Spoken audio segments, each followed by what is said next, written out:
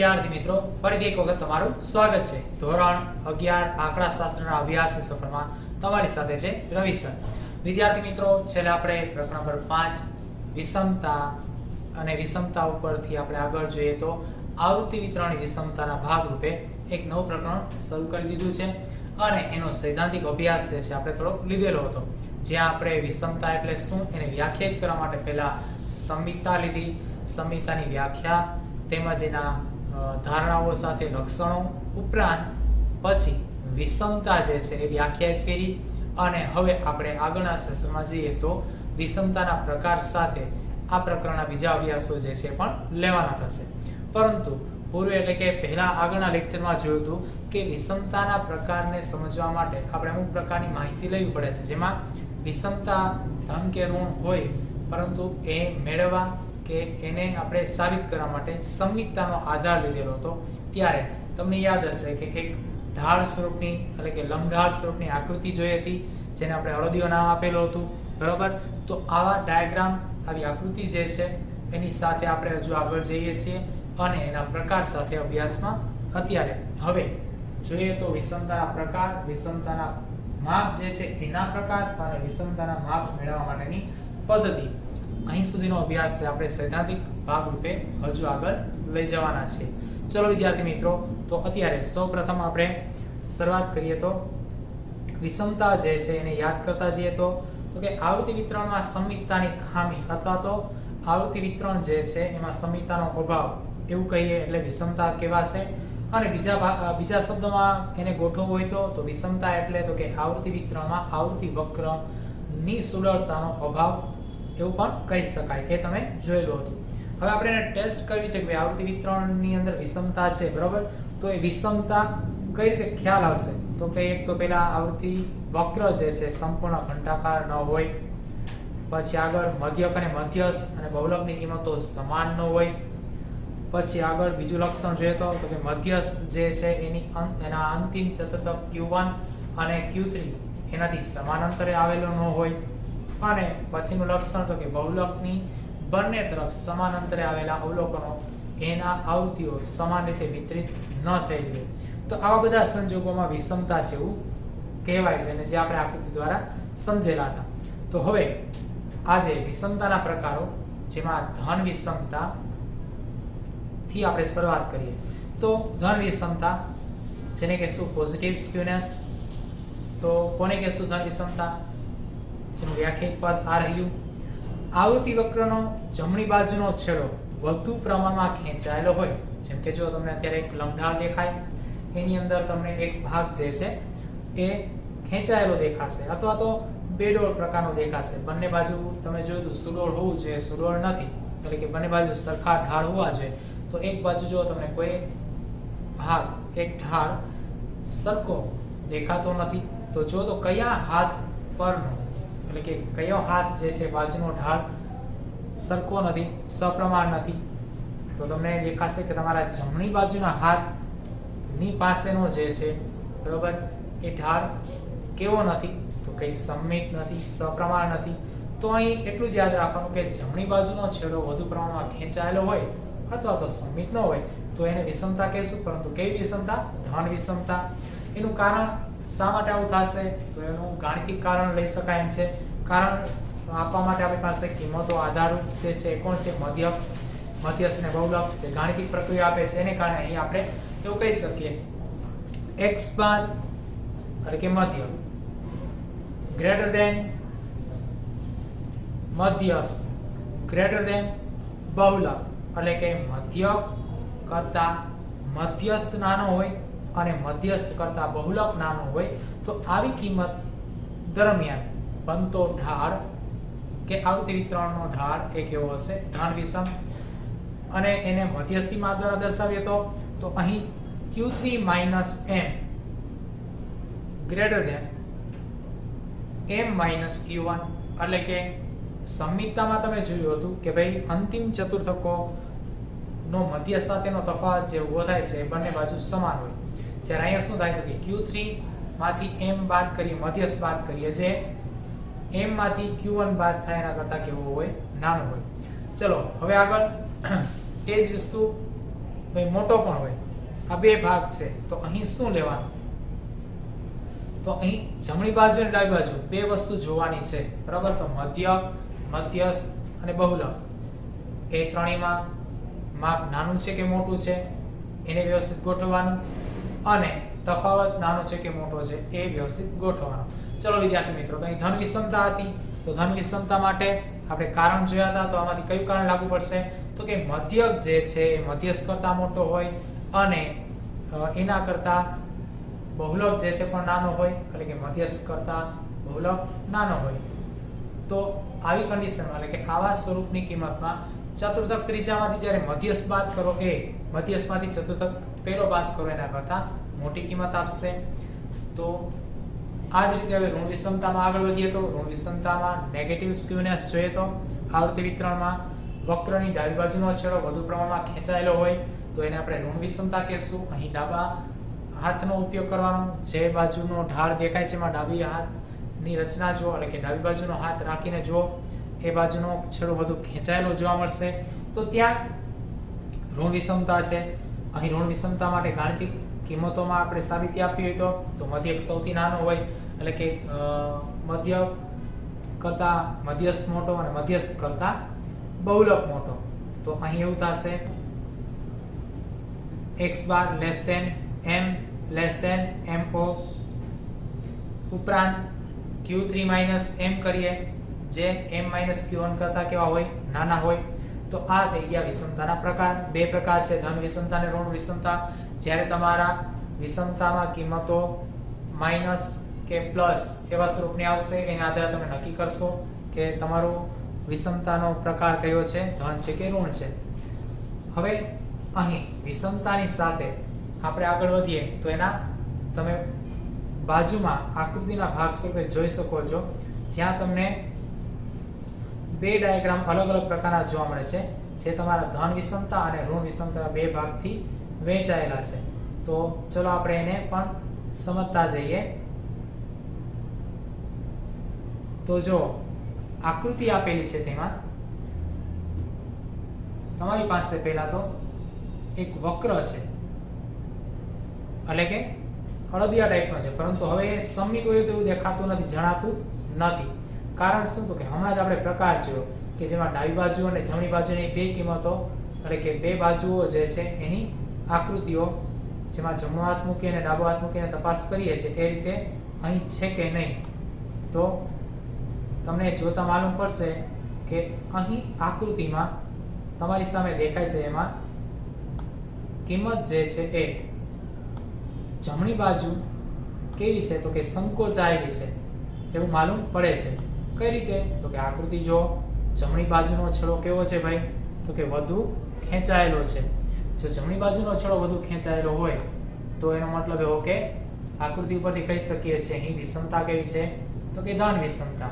હવે ધન વિષમતામાં જો એકદમ વચ્ચે તો કે મોડ આપેલો છે mo, એની આગળ ડાબી બાજુએ તો કે q1 છે, પરંતુ બાકીના બધા માપ જો તો ક્યાં છે? જમણી બાજુએ છે. એનો મતલબ એવો કે ધન દિશામાં વધારે પ્રમાણમાં વિસ્તાર છે. તો બધી કિંમતો ધન દિશામાં હોવાથી ત્યાં ધન વિષમતા ઊભી કરે છે. જેમાં જો ભાઈ મધ્યસ્થ, મધ્યક અને q3 બધા ધન બાજુએ છે. હવે આગળ બીજી આકૃતિ જોઈએ તો એની અંદર જો ઋણ વિષમતા દેખાય છે. કઈ રીતે? તો કે અહીં કિંમતમાં તમને મોડ એટલે કે બહુલક તો સેન્ટરમાં દેખાય છે, પરંતુ એની ડાબી બાજુનો છેડો એક તો સંકોચાયેલો છે, ઉપરાંત ત્યાં મધ્યસ્થ અને મધ્યક અને q1 આવેલા છે, જ્યારે ફક્ત q3 શું છે? સામેની બાજુએ છે. તો વિદ્યાર્થી મિત્રો, અહીં આ બંને વસ્તુમાં જે વિષમતા જોવા મળતી હતી એ વિષમતા તમને સમિતમાં જોવા મળતી હતી. થોડુંક યાદ કરો, પૂર્વેમાં આપણે જે એક ચાર્ટ જોયેલો હતો, ગ્રાફ જોયેલો હતો, એવું અહીં છે નહીં. કારણ શું? અહીં કોઈ પણ એક દિશામાં કિંમતો વધુ પ્રમાણમાં વિષમ છે, એને કારણે વિષમતા ઊભી થશે. ચલો હવે આ રીતે આપણે આગળ પ્રકાર પણ જોઈ લીધા, એટલે કે વિષમતાના પ્રકાર જોયા છે. તો વિષમતાના પ્રકાર ઉપરથી આપણે અમુક પ્રકારના લક્ષણો પણ તારવા, એ પણ તમે જોયું કે ભાઈ વિષમ આવૃત્તિ વિતરણ હોય, બરોબર, તો એની અંદર કાં તો ધન અને કાં તો ઋણ વિષમ આવૃત્તિ છે. તો ધનને કઈ રીતના આપણે દર્શાવીશું અને ઋણને કઈ રીતના દર્શાવીશું, લક્ષણો દેખાડીએ તો અથવા તો સાબિત કરીએ તો લક્ષણોની જરૂર પડે. તો કયા લક્ષણો છે? તો કે જ્યારે મધ્યક જે છે એ મોટો હોય એના કરતા મધ્યસ્થ નાનો હોય એના કરતા બહુલક નાનો હોય તો અહીં ધન વિષમતા છે. જો ઊંધું બહુલક મોટો હોય એના કરતા મધ્યસ્થ નાનો હોય એના કરતા મધ્યક નાનો હોય તો ઋણ વિષમ છે. તો આના દ્વારા આપણે માપ જે છે એ આપી શકીએ છીએ અથવા સાબિત કરી શકીએ છીએ અથવા તો લક્ષણો જણાવી શકીએ છીએ.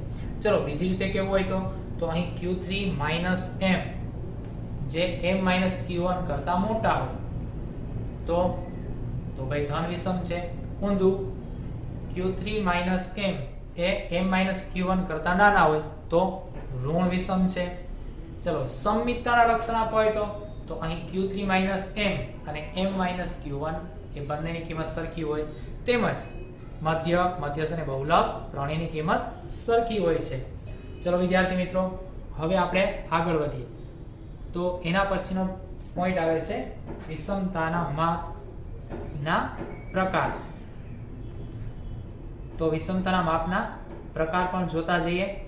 તો સાપેક્ષ માપ અને નિરપેક્ષ માપ એવા બે માપ છે, જેમાંથી પહેલું નિરપેક્ષ માપ એબ્સોલ્યુટ મેઝર કહેશું. સમષ્ટિના ચલના એકમમાં દર્શાવવામાં આવતા વિષમતાના માપને વિષમતાનું કેવું માપ કહે છે? નિરપેક્ષ માપ. સમષ્ટિનું જે ચલ છે એના એકમમાં જે દર્શાવવામાં આવતા માપને શું કહેવાય? નિરપેક્ષ માપ. જે પહેલા તમે જોઈ ચૂક્યા છો ભાઈ કે આગળના પ્રકરણમાં જેને એકમ દર્શાવવો પડે એ નિરપેક્ષ અને એકમની જરૂર નથી તે સાપેક્ષ. અહીં સંકેતમાં એને SK વડે દર્શાવીશું કારણ જે સ્ક્યુનેસ બરોબર છે. જેમ કે ભાઈ જુદા જુદા એકમ ધરાવતી સમષ્ટિ હોય એની તુલનાત્મક અભ્યાસ માટે અભ્યાસ કરવો હોય તો અહીં આ પ્રકારની વિષમતા છે ને ઉપયોગી નથી. કારણ શું ભાઈ? બધાના એકમ જુદા છે અને નિરપેક્ષ શું કરે છે? નિરપેક્ષ માપ શું કરે છે? એકમને દર્શાવે છે. તો અહીં જુદા જુદા માપ વાળી સમષ્ટિ હશે અને એની અંદર વિષમતા હશે તો આપણે દર્શાવી શકશું નહીં. તેમજ સમષ્ટિના સમાન એકમ વાળી હોય તો તુલનાત્મક અભ્યાસ માટે પણ વિષમતાનો ઉપયોગ હિતાવહ નથી. કારણ શું ભાઈ? તો કે અહીં સમષ્ટિ સમાન છે પણ એકમો જે આપેલા હોય બરોબર છે એની તુલના કરવાની થતી હોય તો એના અભ્યાસ માટે વિષમતાનો ઉપયોગ અહીં કયા પ્રકારની? તો કઈ નિરપેક્ષ પ્રકારની જે છે એ વિષમતાનો ઉપયોગ અહીં હિતાવહ નથી. ચલો આગળ જોઈએ તો સાપેક્ષ માપ રિલેટિવ મેઝર જોઈએ તો એકમથી મુક્ત હોય તેવા વિષમતાના માપ વિષમતાના સાપેક્ષ માપથી ઓળખાશે. તેમજ વિષમતાના નિરપેક્ષ માપને પ્રસારના યોગ્ય માપ વડે ભાગતા વિષમતાનું સાપેક્ષ માપ મળે છે. તેની વિષમતાંક કહેશું આપણે કોએફિશિયન્ટ ઓફ સ્ક્યુનેસ. તેને સંકેતમાં જે વડે દર્શાવવામાં આવે છે, જેમાં બે કે વધુ સમષ્ટિના તુલનાત્મક અભ્યાસ માટે વિષમતાનો ઉપયોગી છે. જ્યારે પહેલામાં હતું અહીં ઉપયોગી છે. વિષમતાંક પણ શું છે? એકમથી મુક્ત છે. તેમજ વિષમતાંકનું મૂલ્ય જોઈએ તો શૂન્ય હોય, ધન હોય, ઋણ હોઈ શકે છે. સામાન્ય રીતે જેની કિંમત એ -1 અને +1 કે તેની વચ્ચે હોય છે અને વિશિષ્ટ પરિસ્થિતિમાં તેની કિંમત -3 અને +3 વચ્ચે હોઈ શકે છે. ખાસ નોંધ, છેલ્લી વસ્તુ એ મહત્વની છે. વિશિષ્ટ સંજોગોમાં વિષમતા જે છે કેવી? તો કે સાપેક્ષ વિષમતા આંક જે -3 અને +3 ની વચ્ચે હોય છે. હવે વિદ્યાર્થી મિત્રો આપણે આગળ વધીએ તો વિષમતાના માપ મેળવવાની પદ્ધતિઓનો અભ્યાસ કરવાના છીએ આજે. તો અહીં મેથડ ફોર ડિટર્મિનિંગ મેઝર ઓફ સ્ક્યુનેસ. ચલો તો અહીં સૌપ્રથમ આવે છે કાલ્પીયસનની પદ્ધતિ. તો કાલ્પીયસન મેથડ જે છે એનો આપણે અભ્યાસ લઈએ.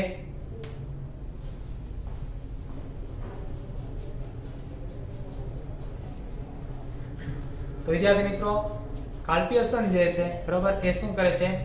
તો કઈ આવૃત્તિ વિતરણની અંદર મધ્યક, મધ્યસ્થ અને બહુલકની કિંમતો જે છે એ સમાન નથી એ વસ્તુને પ્રગટ કરે છે અથવા તો એનો આધાર લઈ અને આપણને કિંમતો આપે છે. ખાસ કરીને સૂત્ર જ મુખ્ય આધાર છે, પરંતુ જે કાલ્પીયસન વ્યક્તિ છે, ગણિતશાસ્ત્રી અને આંકડાશાસ્ત્રી પણ છે, જેને આપણને આ પદ્ધતિ જે છે આપેલી છે તો એને માટે એને કિંમતોનો આધાર લીધો છે, પદ્ધતિનો આધાર લીધો છે. એ પૈકી આપણી પાસે છે એક તો મધ્યક, બીજું મધ્યસ્થ અને બહુલક. આ ત્રણેય કિંમતો જ્યારે સમાન ન હોય એવા આધારથી કાલ્પીયસન શું કહે છે? તો કે વિષમતા છે એવું સાબિત કરી આપે છે. તો એના માટે આપણી પાસે સૂત્ર છે. તો સૂત્રમાં એક તો છે બહુલકીય આવૃત્તિ વિતરણ માટેનું સૂત્ર, બરાબર, જેમાં વિષમતા મધ્યક અને બહુલકના તફાવતથી મેળવાય છે. જેમ કે સૂત્ર આપ્યું છે સ્ક્યુનેસ sk માટે x bar minus mo mode, અને ત્યારબાદ આપણે વિષમતાંક તૈયાર કરવો હોય તો અહીં x bar minus mo mode જે છે એટલે sk જે છે એને આપણે શું કરશી તો કે s વડે પ્રમાણિત વિચલન વડે ભાગી નાખીએ છીએ, એટલે જે તૈયાર થશે, જે કોણ છે વિષમતાંક, બરોબર છે. ચલો વિદ્યાર્થી મિત્રો, તો અહીં એક કરતા વધુ બહુલક હોય ત્યારે પ્રશ્ન થશે.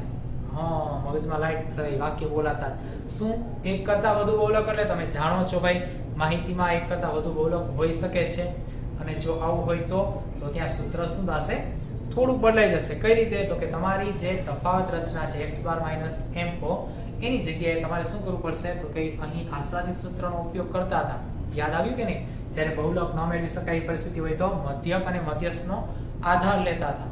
તો એવા આસ્વાદન માટે અહીં પણ આપણી પાસે એક સૂત્ર છે સ્ક્યુનેસ sk બરાબર શું થાય તો કે 3 ગુણ્યા કૌંસમાં x બાર માઇનસ m, અને તમારે j ની જરૂરિયાત હોય તો j માટે શું કરશો તો કે 3 ગુણ્યા x બાર માઇનસ m છેદમાં s. તો વિષમતાંક જે તૈયાર થશે, અને આ વિશિષ્ટ સંજોગો છે તેને કારણે અહીં આપણા જે -3 કે તેથી મોટા અને +3 કે તેથી નાના મળશે. ચલો વિદ્યાર્થી મિત્રો, આ છે કાલ્પ્યસનની પદ્ધતિ. હવે બીજી પદ્ધતિ આવે છે એ જે છે બાઉલીની પદ્ધતિ. બાઉલી નામના વ્યક્તિએ અહીં વિષમતા મેળવવા માટે આધાર શેનો લીધો છે? જેમ કાલ્પ્યસનમાં હતો મધ્યક, મધ્યસ્થ અને બહુલક, એમ અહીં વિષમતા મેળવવા માટે ચતુર્થક જે છે એમાં અંતિમ ચતુર્થકો ના મધ્યસ્થી માપ સ્વરૂપે સમાન અંતરે ન આવેલા હોય. ક્યાંથી? તો કે મધ્યસ્થી. ત્યારે અહીં આપણને બાઉલી જે છે એ આવૃત્તિ વિતરણમાં વિષમતા છે એવું જણાવે છે. તો અહીં આવૃત્તિ વિતરણના ચતુર્થકો Q1 અને Q3 જે મધ્યસ્થ m થી મેળવાયેલા અંતરોમાં સમાન અંતરે નથી એવી સાબિતી આપીને શું કહે છે, આપણને સૂત્ર આપે છે. ચલો તો અહીં Q1, Q3 અને m ના ઉપયોગથી, એમ એટલે મધ્યસ્થના ઉપયોગથી વિષમતા મેળવીએ. તો અહીં બાઉલીના સૂત્રમાં સ્ક્યુનેસ sk માટે Q3 minus m minus m minus Q1, જ્યારે એને આપણે સાબિત કરીએ તો અથવા તો સરળ પદમાં લઈ જાય તો Q3 plus Q1 minus 2m થશે. તો અહીં સૂત્ર બની ગયું sk બરાબર શું થાય Q3 plus Q1 minus 2m. જ્યારે વિષમતાંક જે મેળવવો હોય તો જે મેળવવાનું સૂત્ર થશે Q3 plus Q1 minus 2m. જે ઉપર આપેલું હતું એ નીચે મૂકી શકાય. હા, પરંતુ છેદમાં, તો કે છેદમાં આવે જે કિંમત મૂકી છે એના માટે આપણે શું કરીએ, યોગ વિયોગનો ઉપયોગ કરીએ નિયમનો. તો એ રીતે Q3 minus m plus m minus Q1 ઉપર બાદબાકી, નીચે સરવાળો, બરોબર છે. તો એ રીતે અહીં શું થશે, સૂત્ર તૈયાર થશે. ચલો વિદ્યાર્થી મિત્રો, તો અહીં જે આપવામાં આવે કે મેળવવામાં આવે તો એ -1 કે તેથી વધુ અને +1 કે તેથી ઓછો એની વચ્ચે જ જોવા મળશે. તો અહીં આપેલી કિંમતો મેળવવા માટે પદ્ધતિમાં બાઉલીની રીત અને કાલ્પ્યસનની રીત જે છે એની મદદથી આપણે વિષમતા અને વિષમતાંક તૈયાર કરી શકીએ છીએ. ચલો વિદ્યાર્થી મિત્રો, તો હવે આગળ થોડીક વિશિષ્ટ વાતો લેતા જઈએ. તો અત્યારે આપણી પાસે કાલ્પ્યસન જે છે અને બાઉલી જે છે, બરોબર, એ બંને વચ્ચે થોડોક ભેદ રહેલો છે એ જોવાનો છે. અને બીજું ધન વિષમતા અને ઋણ વિષમતા જે છે એના તફાવત એટલે કે એના ભેદ પૂછેલા હોય તો એ પણ મેળવવાના છે. તો ફટાફટ આપણે આ બે મુદ્દાઓની ચર્ચા કરતા જઈએ, જે આપણા અભ્યાસનો મુદ્દો જ છે સૈદ્ધાંતિક ભાગરૂપે. તો વિદ્યાર્થી મિત્રો, ધન વિષમતા અને ઋણ વિષમતા પહેલા લેશું.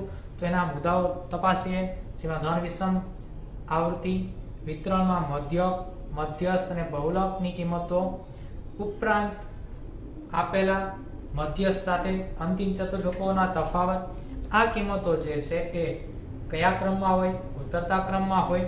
તો અહીં ધન વિષમ છે, જ્યારે તૃતીય ચતુર્થક અને મધ્યસ્થ વચ્ચેનો તફાવત એ મધ્યસ્થ અને પ્રથમ ચતુર્થકના તફાવત કરતા કેવો હોય, મોટો હોય, તો ધન વિષમતા છે. અને વક્રમાં જઈએ તો આવૃત્તિ વિતરણ જે છે એમાં વક્રની અંદર બહુલકની જમણી બાજુનો છેડો વધુ ખેંચાયેલો હોય તો એ ધન વિષમતા દર્શાવે છે, જે આકૃતિમાં જોઈ શકાય છે. જ્યારે ઋણ વિષમતાની વાત કરીએ તો અહીં સામેની એટલે કે ધન વિષમતાના મુદ્દાઓથી બધી જ વાત વિપરીત છે, વ્યસ્ત છે. કઈ રીતે? તો કે અહીં ઋણ વિષમતા માટે મધ્યસ્થ અને બહુલક એક ચડતા ક્રમમાં હશે, જ્યારે તૃતીય ચતુર્થક અને મધ્યસ્થનો તફાવત એ મધ્યસ્થ અને પ્રથમ ચતુર્થકના તફાવત કરતા નાનો હશે. તેમજ આવૃત્તિ વિતરણની વિષમતા જે છે એ વક્રમાં ડાબી બાજુએ જોવા મળશે, એટલે કે ડાબી બાજુનો છેડો ખેંચાયેલો જોવા મળશે. એ તમે આકૃતિમાં જોઈ શકો છો. તો વિદ્યાર્થી મિત્રો, આ જે તફાવતની વાત કરી એ છે ધન વિષમતા અને ઋણ વિષમતાના તફાવત.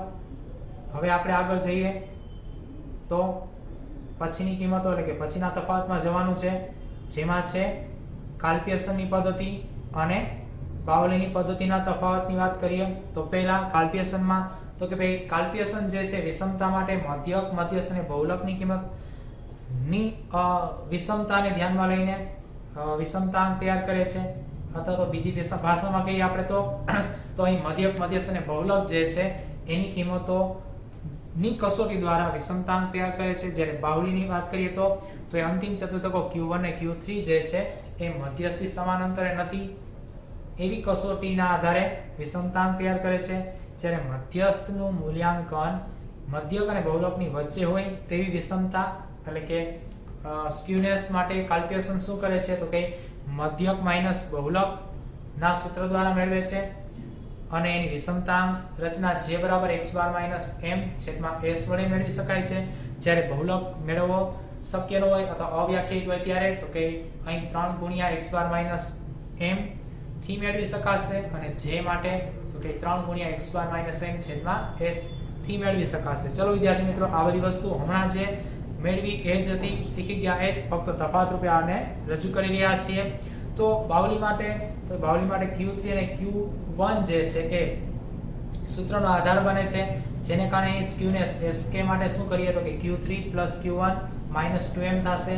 જ્યારે વિષમતાંક J માટે Q3 Q1 -2m છેદમાં Q3 Q1 થશે.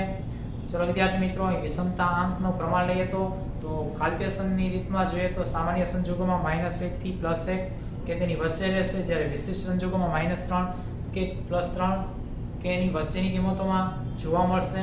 અને આ પદ્ધતિ જે છે વધુ વિશ્વસનીય છે અને આ પદ્ધતિમાં બધા અવલોકનો જે છે માહિતીના આનો સમાવેશ થાય છે. જ્યારે બાવલીની પદ્ધતિની વાત કરીએ તો એનો વિષમતાંક J -1 અને +1